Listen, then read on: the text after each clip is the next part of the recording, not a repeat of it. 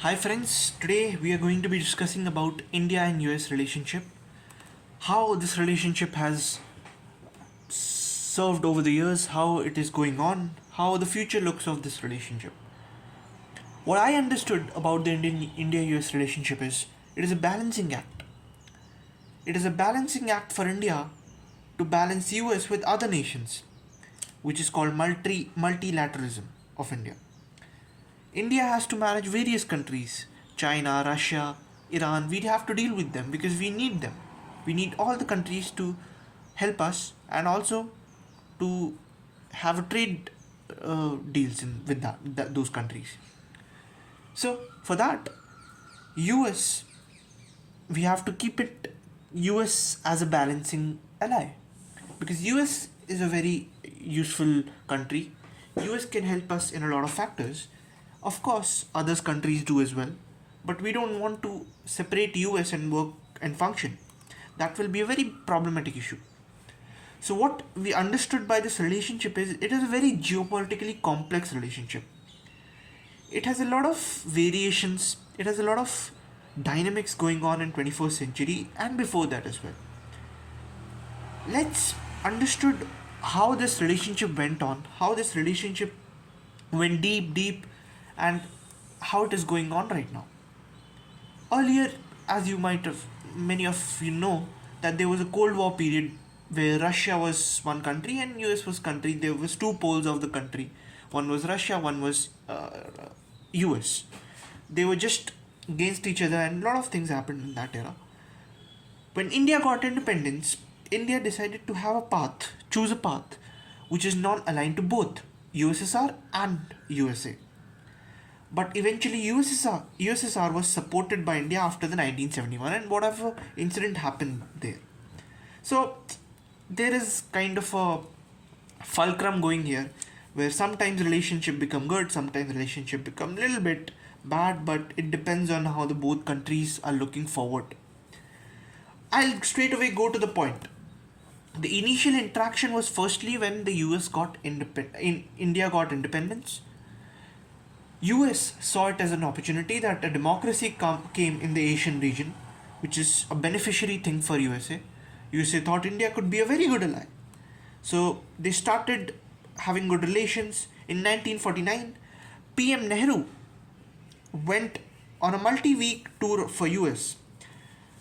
This neutrality was formalized in 1961. India was founding member of non-alignment movement. This was something which US was not expecting, but somehow it came. In 1959, President Dwight Ashwer, whatever it is, visited India. He also visited India. Mahatma Gandhi connected both the countries of non-violence ideology. Martin Luther King, a soft power guy, also basically worked as a soft power. So basically the countries' relations were being good diplomatically as well as culturally. After that, Central Treaty Organization, what is we call CENTO, created by US to limit defense spending in the Middle East and stop influence of Soviet Union. This was some organization created by the United States of America. So US cultivated Pakistan, because of which mistrust between India and US evolved. So basically what happened is after all this, having good relations till 1961, they started having friction because of Pakistan. US thought that Pakistan can be a good connect for USA to the Central Asia, to the Middle Asia as well as the South Asia. So it was a very geographically blessed position of Pakistan which helped US to invest more in Pakistan and eventually building mistrust between India and US. 1971 Pakistan-India war, one of the tragic wars where US supported Pakistan under the Nixon administration, created frictions and escalated tensions. Therein, India chose a path which has somehow supported USSR. India relationship with USSR increased, and then the time period comes where there was a lot of friction. There was kind of a environment where US was not expecting India to do that, but India did it anyway. The reason being, USSR was more trustable for India. Then after all these wars and all happened, a great reset time period came, adapting the unipolarity, which was the unipolar world. And in that unipolar world, US was the one single pole left after the disintegration of United States in USSR in 1991. USSR dissolution in 1991, removal of the structural barrier that had constrained India-US relationship.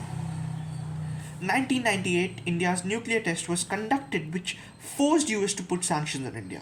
This was a very important thing which India did, and due to which it posed a lot of sanctions. Then recent things went on, understanding went on. During George Bush, a proper strategic shift was there. In September 11, 2001, global terrorism shared concern was for India and US both, due to which they came into together. They worked on a lot of sectors like tech, commerce, in energy, environment.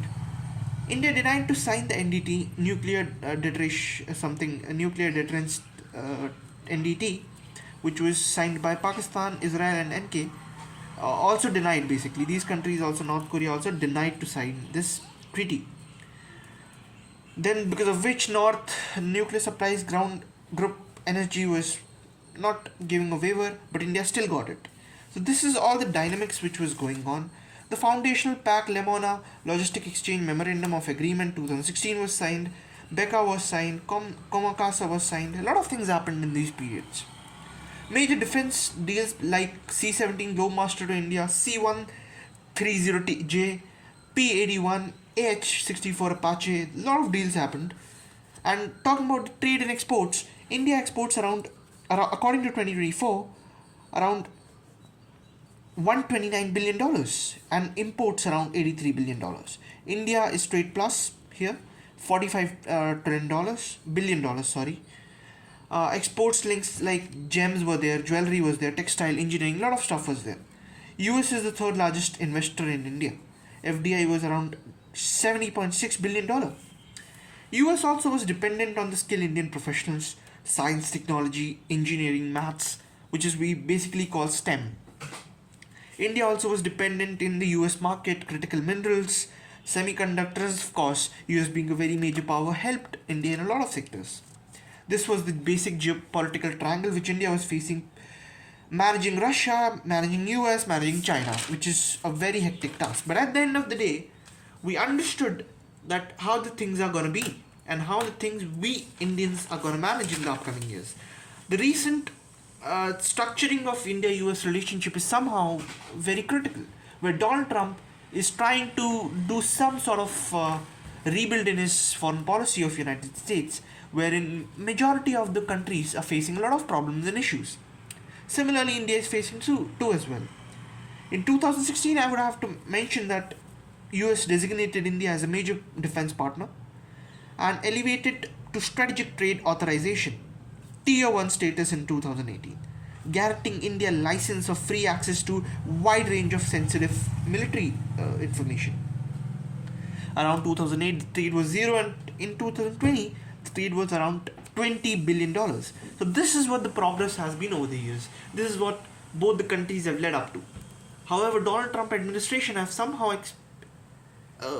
hindered the relationship between India and US. But at the end of the day, both countries unitedly have the same goal, and they both are intending in future to become a strong solitude country with good trade deals, and both are democracies, and culturally also a lot of linkages there, due to which the Western influence has been in India as well as Indian culture has somehow taken space in the US culture.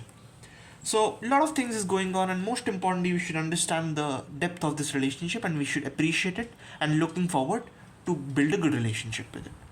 I think that is all for this with this video. I think I spoke well. I think I put my points very well. Thank you.